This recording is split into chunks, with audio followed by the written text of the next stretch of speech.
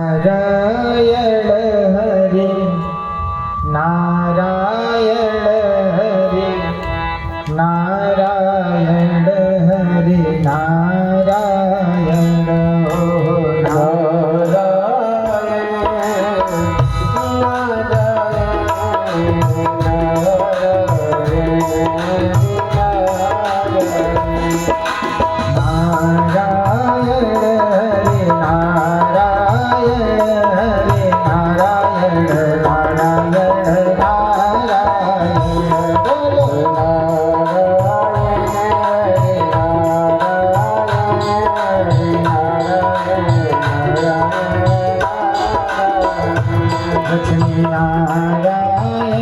ब्रह्म नारायण शिव नारायण नारायण नारायण लक्ष्मी नारायण लक्ष्मी नारायण लक्ष्मी नारायण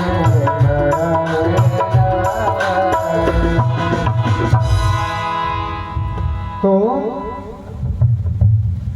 12 वर्ष मैया के गर्भ में रहने के बाद बाहर तो आए,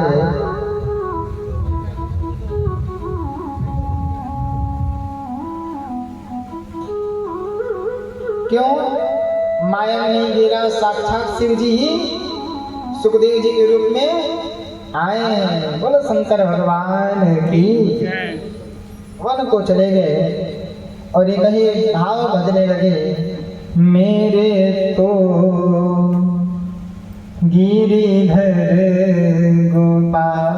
दूसरा ना कोई, एक ही भाव भज रहे हैं बस, दूसरा कोई भाव नहीं जीवन में। तो संसार में जो आसक्ति है वह अपने आप छूट जाएगी जब यह भाव उनमें आ जाएगा कि हम कृष्ण के हैं और हमारा कोई दूसरा नहीं है, कृष्ण हमारे हैं। बस यही भाव मन में आना चाहिए। शरीर माध्यम खलु धर्म साधन। जब तक शरीर है तब तक ही आप धर्म कार्य कर सकते हैं। अगर शरीर अस्वस्थ हो गया तो धर्म कार्य कैसे करेंगे, यात्रा कैसे करेंगे, तीर्थाटन कैसे करेंगे, पिंडदान कैसे करेंगे, कथा कैसे श्रवण करेंगे, कलश यात्रा कैसे होगी। अरे भाई ठिमुन में काम न करे, रीढ़ कड़िए काम न करे और बेड पे पड़ल रही जाओ तो कहाँ से काम करने वाला है, होगा नहीं। इसलिए शरीर माध्यम करो धर्म साधन। धर्म करने का एकमात्र साधन है ये मानव शरीर। इसलिए जब तक शरीर हिष्ट पुष्ट वरिष्ठ है तब तक ही धर्म कार्य हो पाएगा। उसके बाद तो केवल लेटे लेटे नाम जप हो पाएगा। दूसरा कोई धर्म आप नहीं कर सकते। दूसरा उठाएगा, दूसरा बैठाएगा, दूसरा खवाएगा, दूसरा सुलाएगा। जैसे चाचा सो रहे हैं उठा लीजिए। इसलिए जीवस्य तत्व जिज्ञासा नातो यश्चेह कर्मवे। बहुत कर्म कर लेना जीवन की सार्थकता नहीं है। कम ही कर्म में धर्म कर लेना ही सार्थकता है। बहुत ज्यादा कर्म कर लो और धर्म की सार्थकता हो ही ना। अरे भाई मुर्गा काटने वाला भी धर्म करता है, बकरा बकरी काटने वाला भी धर्म करता है, लेकिन वो क्या धर्म है, कर्म है नहीं। वो कर्म में नहीं आएगा, धर्म युक्त कर्म नहीं है, उसमें जीव हत्या है। इसलिए बहुत ज्यादा कर्म करना सार्थकता नहीं है। धर्म युक्त कर्म थोड़ा भी कर लो वही जीवन की सार्थकता है। धर्म युक्त कर्म होना चाहिए। कर्म प्रधान कब होगा? जब धर्म युक्त कर्म होगा तब कर्म प्रधान होगा। इसलिए जीव हत्या करने पर वो धर्म युक्त कर्म नहीं है, वो कर्म प्रधान नहीं है। ठेकेदारी इत्यादि वो चुनाव जीत गए, नेताजी बन गए, ये सारी लीलाएं हो रही हैं। बिहार में घटना घटी, भरत तिवारी जो शहीद उसको कहा जाएगा, भगत सिंह जैसे वो भी शहीद हो गया। जो गरीब लोगों के लिए, गांव वालों के लिए प्रशासन से न्याय की मांग करता था। सत्तारूपी चोरों से ही उसने युद्ध किया। अरे भगत सिंह ने गोरों से युद्ध किया, अंग्रेज गोरे थे ना, उनसे युद्ध किया। रक्षा के लिए, समाज के लिए। और भरत तिवारी ने चोरों से युद्ध किया, जो सत्ता के लुटेरे हैं, चोर हैं, जो ऊपर से धन आ रहा है रास्ता बनाने के लिए, विद्यालय बनाने के लिए, हॉस्पिटल बनाने के लिए, हैं, पोखरा तालाब इत्यादि का निर्माण करवाने के लिए, जलाशय निर्माण के लिए, कुएं इत्यादि के लिए जो धन आ रहे हैं, वो सारे धन पेट में पचाए जा रहे हैं। गरीबों के काम नहीं आ रहा है, लोगों के काम नहीं आ रहा है। 100 रुपए आया तो 2 रुपए का काम हो रहा है और 98 रुपए ऊपर बट जा रहे हैं। अरे बताओ ना, जो जनता वोट दे रही है वो रोड पे रह रही है, और जो जनता का वोट पा रहा है वो सरकार फॉर्च्यूनर से चल रहा है, आलिशान महल में रह रहा है। वो धन आ कहां से रहा है? हम सभी के पास से आ रहा है। इसलिए धर्म युक्त कर्म ही धर्म है, अधर्म युक्त कर्म को कर्म नहीं कहते हैं। यहाँ वही बात दर्शा रहे हैं कि बहुत कर्म कर लेना जीवन की सार्थकता नहीं है। बोल बाकी गिरिलाल की। इसलिए परमात्मा का निवास नित्य है, हर जगह है। परमात्मा हम में, तुम में, हरि व्यापक सर्वत्र समाना, प्रेम ते प्रकट होए में जाना। परमात्मा जगत के कड़ में निवास कर रहे हैं। हम जब चाहें जहाँ चाहें परमात्मा को बुला सकते हैं। बस हमारा धर्म होना चाहिए, नाम जब बढ़िया होना चाहिए। यहाँ कह रहे हैं, आइए अधिकारी को ढूंढते हैं कि अधिकारी भागवत के कैसे प्राप्त होंगे। वेदव्यास जी उदास थे, नारद जी आए, वेदव्यास जी को बताए, अरे काहे उदास हो? कहे सरकार आपके कहने पर हमने भागवत का निर्माण किया, और भागवत का निर्माण करने के बाद इसके अधिकारी नहीं मिल रहे हैं, अब अधिकारी का क्या करूं? नारद जी ने कहा, आपके पुत्र सुखदेव जी हैं, उनसे बड़े अधिकारी कौन है? व्यास जी ने कहा, अरे 12 वर्षों के बाद मैया के गर्भ से बाहर आया और सीधा वन को चला गया। आज 4 वर्ष हो गया, पता नहीं आएगा कि नहीं। नारद जी ने कहा, 4 शिष्यों को बुलाइए, 4 श्लोक रटवाइए और जहां पर वो हैं वहीं भेज दीजिए, वो दौड़े आ जाएंगे। पहला शिष्य आया, पहला श्लोक लिया और मधुबन में आकर के सुखदेव भगवान के पीछे ही गायन कर रहा है। बरहा पीडम नटवर वपुः करलयो कर्णिकारं वेभद्वासः कनक कपिशं वैजयन्तीं च माला रन्ध्रान वेणोरधर सुधया पूरयन गोपवृन्दैः वृन्दारण्यं स्वपदरमणं प्राविशस गीतकीर्ति। देखो भैया, ये श्लोक सुन करके बरहा पीडम नटवर वपुः, बरहा पीडम मयूर पंख धारण करने वाले, पीतांबर धारण करने वाले हैं, कर्णिका के पुष्पों को धारण करने वाले, वैजयंतीं च माला, वैजयंती का माला धारण किए हुए हैं। रंध्रान वे रदर सुधया पूरयन वृंदैव, वृंदावन में निवास करने वाले, गोप गोपिकाओं के मध्य में विचरण करने वाले, रहने वाले, और गायों के मध्य में रहने वाले ग्वाला स्वरूप श्री कृष्ण। ये सारी लीलाओं को सुखदेव जी ने सुना एक श्लोक में, आंखें खुल गई। भैया ये कौन सी परमात्मा है, जरा इनके बारे में और बताना। तो कहेंगे ये दरअसल मुझे जाना पहचाना लग रहा है, जिसने मैया के गर्भ में मुझे वचन दिया था, ये वही है क्या? और आगे का बताना। तो शिष्य ने कहा, आगे का नहीं पता, आगे का श्लोक जानना है, अपने पिताजी के पास जाइए, उनके पास 18,000 श्लोक है। सुखदेव जी ध्यान में, अरे होगा कोई मोर पंख वाला, ऐसा बहुत आजकल गहरुकिया चल रहे हैं, सिद्ध नहीं होता वही माधव है जिन्होंने मैया के गर्भ में दर्शन दिया। दूसरा शिष्य आया, बड़ा सुंदर गायन कर रहा है। अहो वकीयं स्तनकालकूटं जिघांसया पायद भक्तसाध्वी।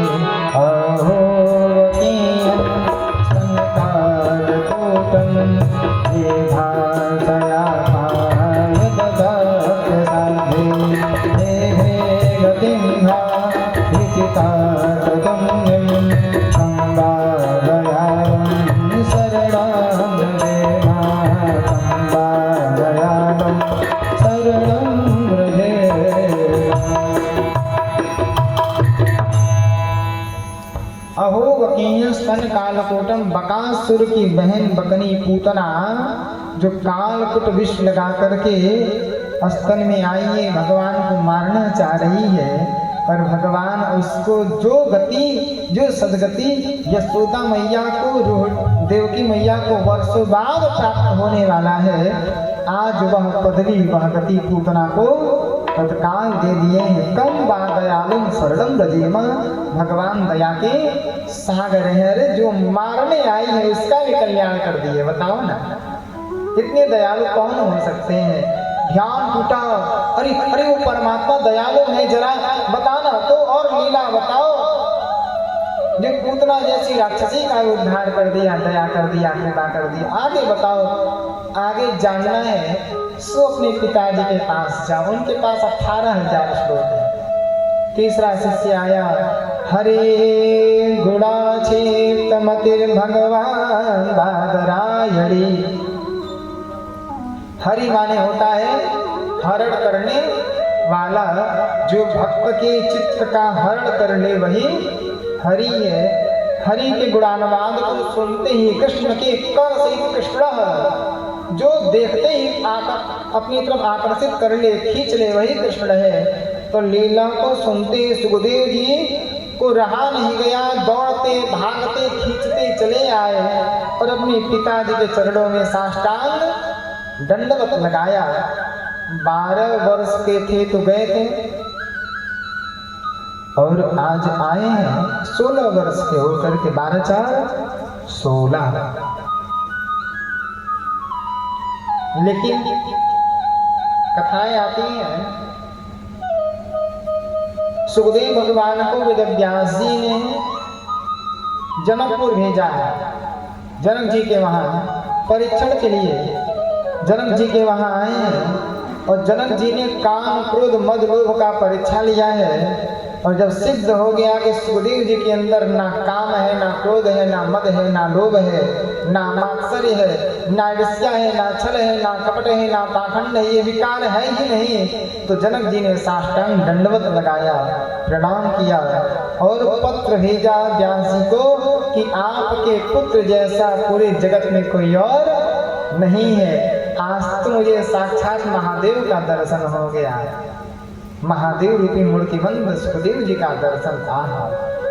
वर्णन करते हैं, सुखदेव जी का उपनयन संस्कार हुआ और आपके भी नाती का उपनयन संस्कार है। ब्राह्मणों में सबसे दिव्य, सबसे उत्तम कोई संस्कार होता है तो उपनयन संस्कार होता है, जनेऊ संस्कार होता है, जिसको बड़े पवित्र भाव से करना कराना चाहिए, जिसमें बड़ी पवित्रता होनी चाहिए। आजकल तो एक विडंबना चल गया है कि बटुक के हाथों में लोग दान देते हैं, भिक्षा देते हैं। एक तरफ भिक्षा बटुक के हाथ में आ रहा है और दूसरे सब तरफ से परिवार वाले उसमें छाट मिल रहे हैं, सीधे नरक को जा रहे हैं। ये जो भिक्षा की जो परंपरा रही है, राम लक्ष्मण भरत शत्रुघ्न ने भी भिक्षाटन किया है जनेऊ संस्कार के बाद। और भिक्षा मांगते मांगते विद्यार्थी जो है गुरु जी के साथ गुरुकुल को जाता था और भिक्षा मांग करके गुरु सेवा करके ही शिक्षा ग्रहण करता था वह विद्यार्थी। जनेऊ संस्कार में वेदारंभ होता है जो सुखदेव भगवान का बड़ा विधिवत हुआ। श्री शुकाचार्य जी महाराज का जन्म संस्कार, भागवत का ज्ञान पोथी को लिए कान में दबाए और वहां से चले गए। भागवत कहने के अधिकारी मिल गए। आइए दो बार भगवान का नाम लेकर के आगे भागवत सुनने के अधिकारी में प्रवेश करते हैं।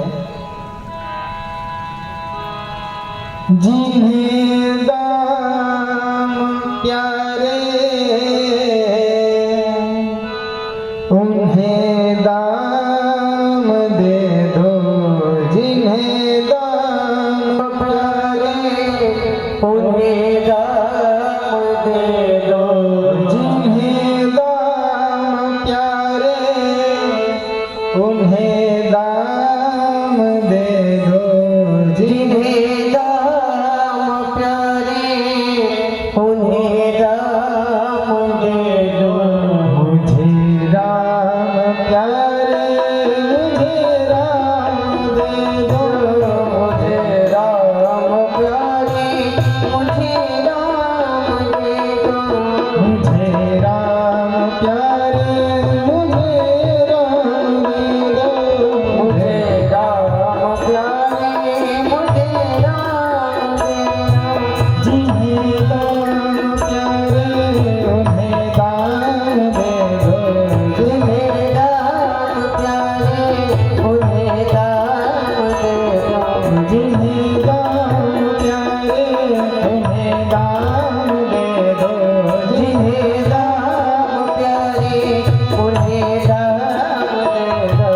मुझे राम प्यारे मुझे राम दे दो, मुझे राम प्यारे मुझे राम दे दो, मुझे राम प्यारे मुझे राम दे दो।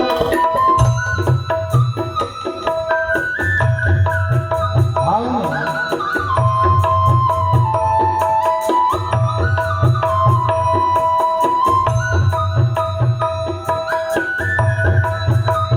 हे राम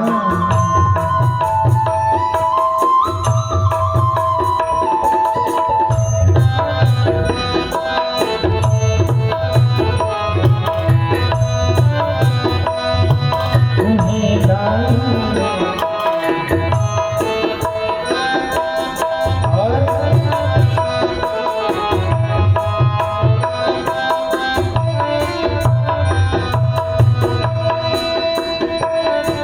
ये जीवन अधूरा मेरे राम बिन है, ये जीवन अधूरा मेरे राम बिन है, ये जीवन अधूरा मेरे राम बिन है, ये जीवन अधूरा मेरे राम बिन है।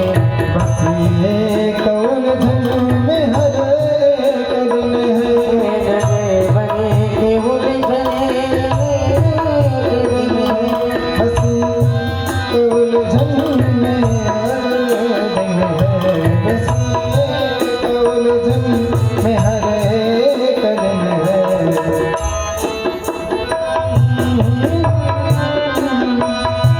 मुझे राम प्यारी मुझे राम, कोई जाके उनको ये पैगाम दे दो, कोई जाके उनको ये पैगाम दे दो, कोई जाके उनको ये पैगाम दे दो, कोई जाके उनको ये पैगाम दे दो।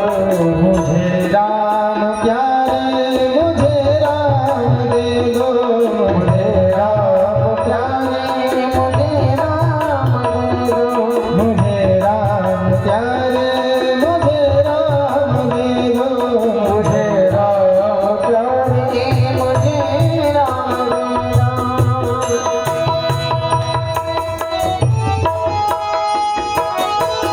देखो भैया, जगत में दाम काम सब नष्ट हो जाएगा, कुछ जाने वाला नहीं है। इसलिए कहते हैं जिन्हें दाम प्यारे हैं उन्हें दाम दे दो। अयोध्या में यही हुआ। हमने कहा ना कि जो कोई और जगह ले लो, अपना मस्जिद इत्यादि वहाँ बना लो भैया, ये राम की जन्मभूमि है, यहाँ राम मंदिर बनने दो। जितना दाम चाहिए उतना दाम ले लो। इन सनातनियों ने एक एक रुपए इकट्ठा करके राम मंदिर के लिए दिया। आज कुछ नक्कटे बैठ करके वहाँ करोड़ों का घोटाला कर रहे हैं साहब। ये पीड़ा होती है। इसलिए कहना है, जिन्हें दाम प्यारे उन्हें दाम दे दो, जिन्हें दाम प्यारे उन्हें दाम दे दो। मुझे राम प्यारे मुझे राम दे दो, मुझे राम प्यारे मुझे राम दे दो। उन्हीं के सहारे के उम्मीद में हो, उन्हीं के सहारे के उम्मीद में हो। भंवर पार करने किनारा कठिन है, भंवर पार करने किनारा कठिन है, भंवर पार करने किनारा कठिन है, भंवर पार करना किनारा कठिन है। उन्हें कोई जाकर ये पैगाम दे दो, उन्हें कोई जाकर ये पैगाम दे दो। मुझे राम प्यारे मुझे राम दे दो, मुझे राम प्यारे मुझे राम दे दो, मुझे राम प्यारे मुझे राम दे दो, मुझे राम प्यारे मुझे राम दे दो। उन्हीं के भरोसे लास्ट वाला बड़ा सुंदर है। उन्हीं के भरोसे उन्हीं का सहारा, उन्हीं के भरोसे उन्हीं के सहारा। जिन्हें मैंने हर सुख दुख में पुकारा, जिन्हें मैंने हर सुख दुख में पुकारा। मेरी जिंदगी राम को थामने दो, मुझे जिंदगी राम को थामने दो। मेरी जिंदगी राम को थामने दो, मेरी जिंदगी राम को थामने दो। जिन्हें दाम प्यारे उन्हें दाम दो, जिन्हें राम प्यारे उन्हें दाम दो, जिन्हें दाम प्यारे उन्हें दाम दे दो, जिन्हें दाम प्यारे उन्हें दाम दे दो। मुझे राम प्यारे मुझे राम दे दो, मुझे राम प्यारे मुझे राम दे दो, मुझे राम प्यारे मुझे राम दे दो। जिन्हें दाम प्यारे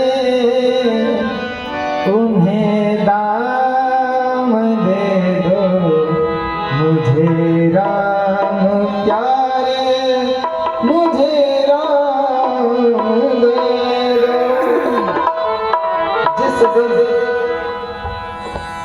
जिस दिन ये भाव जीवन में आ गया, उसी दिन से समझ जाना हम राम जी के राम जी हमारे हैं, हम परमात्मा के बन गए। यही भाव हमें प्रकट करना है। अब देखो, एक अधिकारी मिल गए। भागवत कहने के अधिकारी पहले कौन हुए? श्री शुकाचार्य जी महाराज, सुखदेव भगवान। अब दूसरा ढूंढना है ना, सुनने के अधिकारी कौन हुए? आइए महाभारत में प्रवेश करते हैं।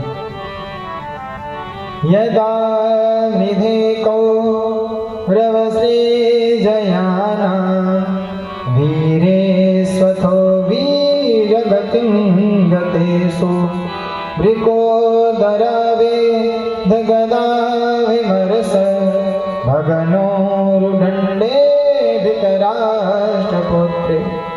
उस समय की चाचा घटना है ये, जिस समय सारे कौरव मारे गए, भीम की गदा से दुर्योधन का मेरुदंड भी टूट चुका है, क्योंकि उसकी मैया गांधारी ने कहा था कि पुत्र स्नान करके पवित्र भाव से तुम्हें कोई देखे ना और सीधा मेरे सामने आओ, मैं आंखों की पट्टी खोलूंगी, प्रकाश पड़ेगा और तुम्हारा पूरा शरीर वज्र के समान हो जाएगा, कोई मार नहीं पाएगा। लेकिन माया सब कुछ कराती है। लज्जा में आकर के केले का पत्ता गुप्तांग पे कमर में लपेट लिए, मेरुदंड को ढक लिए, तो क्या हुआ कि वो कमजोर हो गया। तो इशारा करने पर भीम जी ने, क्योंकि भीम की प्रतिज्ञा क्या थी, अरे दुर्योधन पापी, तुमने जिस जांघे पर बैठाने के लिए द्रौपदी को कहा है, मैं प्रतिज्ञा लेता हूं जब तक तुम्हारा जांघा नहीं तोड़ूंगा तब तक मैं चैन की नींद सोने वाला नहीं हूं। तो परमात्मा ने द्वारिकाधीश ने इशारा किया, अरे भीम, आपने जो प्रतिज्ञा किया था आज पूरी करने का समय आ गया है। तुरंत महाराज गदा लिए और दुर्योधन के मेरुदंड पर प्रहार किया। मूर्छावस्था में दुर्योधन पड़ गया। सारे कौरव मारे गए। रात्रि के 11 बज रहे हैं। जंगल में अर्धरात्रि का समय होने वाला है। अश्वत्थामा अपने मित्र दुर्योधन को ढूंढता हुआ आ रहा है। क्या देख रहा है कि नंगी तलवार लेकर के दुर्योधन बेचारा कहीं हिल डुल नहीं पा रहा है। तलवार से चील, कौवे, बाज इत्यादि को मार मार करके भगा रहा है। और विडंबना तो यह देखो कि उसी दुर्योधन के सामने उसके 99 भाइयों को महाराज जो कौरव मरे पड़े हुए हैं, चील, कौवे, बाज उसके चमड़ियों को नोच नोच करके खा रहे हैं। यही तो कर्म है, जैसा करोगे वैसा भोगना पड़ेगा। और यही नहीं, एक चीज और महाभारत में आया हुआ है, मैं आपको बता दूं। गांधारी के मन में आया कि अपने पुत्रों को कभी मैं स्नेह नहीं कर पाई, समय नहीं दे पाई, मैं अपने पुत्रों से लास्ट समय मिलना चाहती हूँ। और जब वो युद्ध भूमि में आई अपने मरे हुए पुत्रों को स्पर्श करने, उसी समय एक जामुन का वृक्ष था, पके हुए जामुन थे। उस पके हुए जामुन की सुगंध नासिका में पड़ी तो गांधारी भूल गई और वृक्ष ऊपर था, अपने मरे हुए पुत्रों के 100 को उठा उठा करके सीढ़ी बना करके ऊपर चढ़ गई और जामुन को नोच करके तोड़ करके खा रही है। द्वारिकाधीश ने देखा और बड़े जोर से उठा करके हंसे। गांधारी ने कहा, क्यों हंस रहे हैं प्रभु, मेरे पुत्र मरे हैं और आपको हंसी आ रही है। आप ऐसे नहीं हंसते, हंसने का जरूर कोई बड़ा कारण होगा, क्यों हंसे। परमात्मा ने कहा, वहां रे देवी, जिन पुत्रों से तुम मिलने आई, अंतिम विदाई देने आई, गले लगाने आई, और जामुन के स्वाद ने, जामुन के सुगंध ने तुमको इतना पागल कर दिया कि उन्हीं मरे हुए पुत्रों की सीढ़ी बना ली उस फल को तोड़ने के लिए, पाने के लिए। असल जामुन का फल ऊपर होता है, सीढ़ी बना लिया तुमने और अपने ही पुत्रों के 100 पर खड़े होकर के, इससे बड़ा दुर्भाग्य और क्या होगा कि माँ अपने पुत्रों के लाश पर खड़े होकर के भोजन करे, फल पाए, बताओ ना। गांधारी रोने लगी, प्रभु मैंने कोई पाप नहीं किया, आखिर ये क्यों। ठाकुर जी ने कहा, सुनो, 100 जन्म पहले, तुमको याद नहीं, मुझे याद है, 100 जन्म पहले तुम्हारे सर में असहनीय पीड़ा थी। किसी वैद्य ने कहा कि 100 केचुओं को पीस करके उनकी औषधि बना करके लगाओगी, तुम्हारे सर का दर्द ठीक हो जाएगा। और तुमने बड़ी ही दर्दनाक तरीके से पूछ करके जो है 100 केचुओं को बड़ी बुरी तरह से मारा उनको पीस करके मांस का लोथा बनाया, सर पे लगाया। वह 100 केचुए उस समय आकाश मंडल में खड़े होकर के यही सोच रहे थे कि इससे बदला कैसे लिया जाए। तो इसी के पुत्र बन करके आए। गांधारी को क्या हुआ था?